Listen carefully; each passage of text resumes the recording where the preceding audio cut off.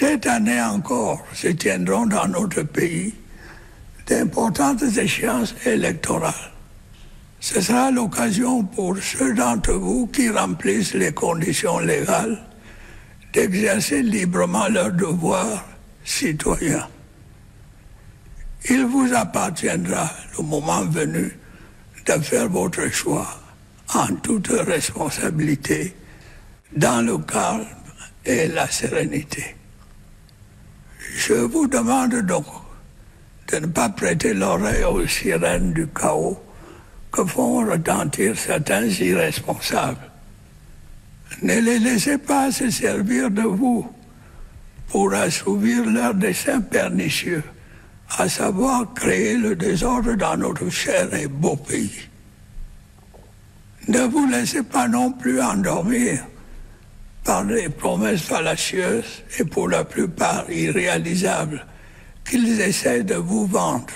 C'est son discours traditionnel à l'occasion du 11 février 2025. À 92 ans, le vieux lion s'adresse à la jeunesse camerounaise. Cette génération qu'il dit vouloir guider, mais qui semble chaque jour un peu plus lui échapper. Derrière ces mots choisis avec soin se cache un avertissement à peine voilé, une mise en garde contre les sirènes du chaos entonnées par des irresponsables. Il n'a pas cité de noms. Non, mais dans l'arène politique camerounaise, il n'est pas besoin de claironner pour que les oreilles s'aiguisent.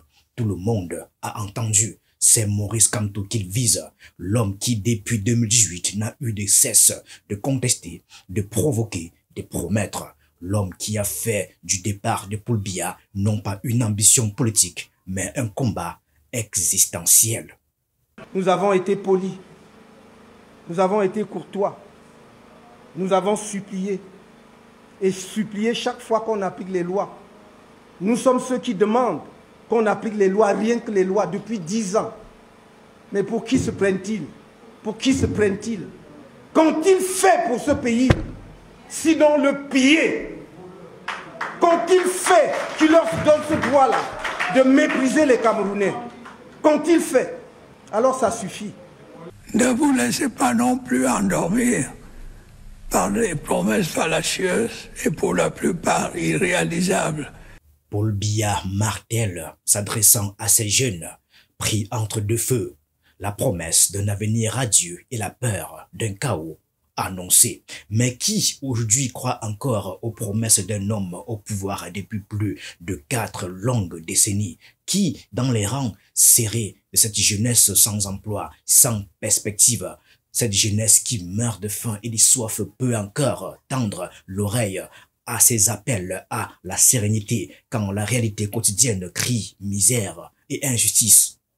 Le reportage qui va suivre dévoile dans toute sa cruauté le triste tableau du quotidien des jeunes, des existences assoiffées, condamnées à plonger leurs lèvres dans des flaques souillées, là où l'eau pure est un mirage, où la dignité un luxe oublié.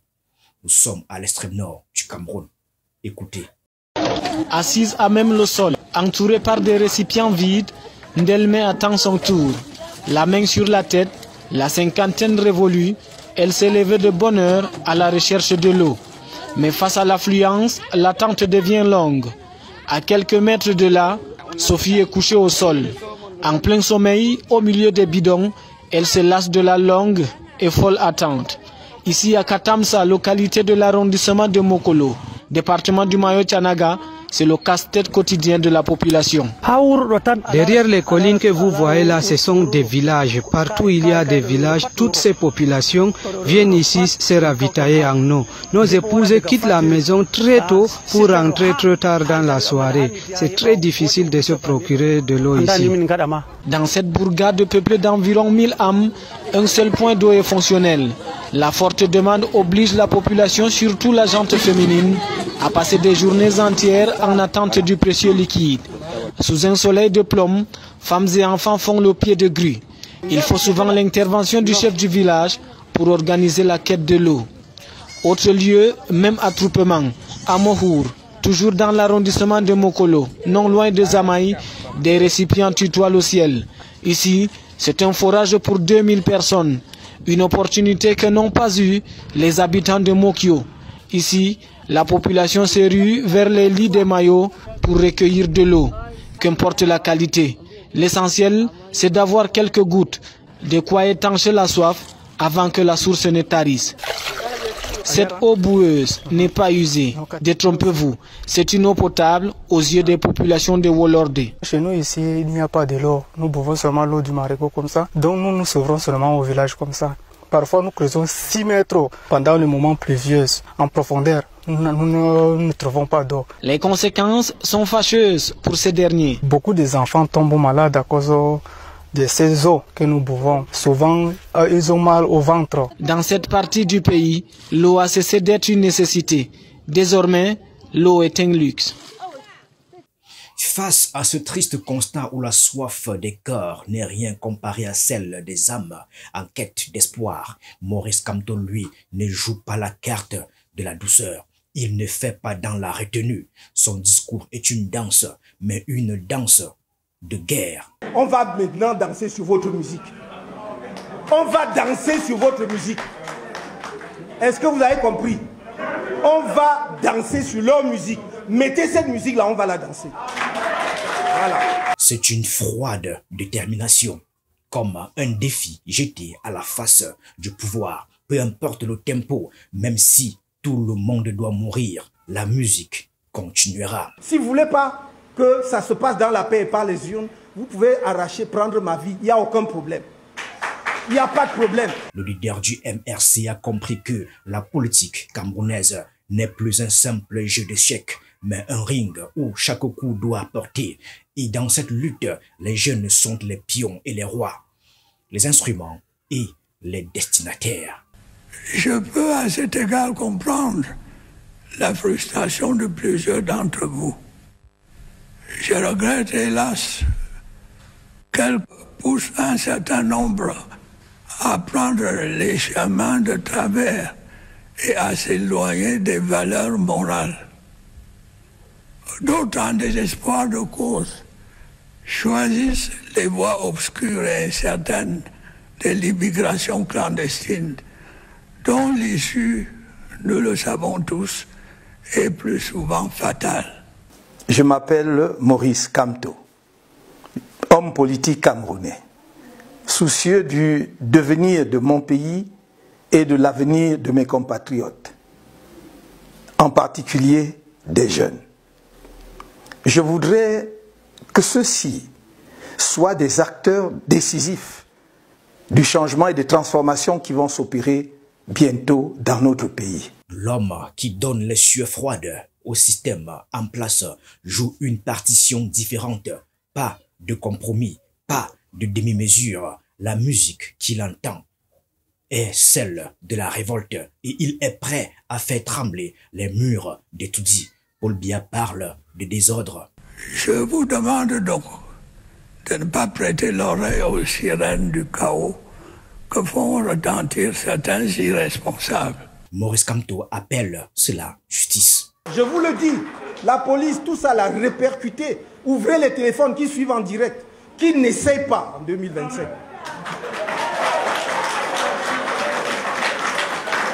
Parce que, je vous le dis avec le plus grand calme, en 2025, s'ils essayent, ça prendra ce que ça prendra. Les survivants arrangeront le pays.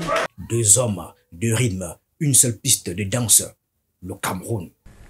Je voudrais vous rappeler que vous êtes sans doute la génération la plus imprégnée de technologie.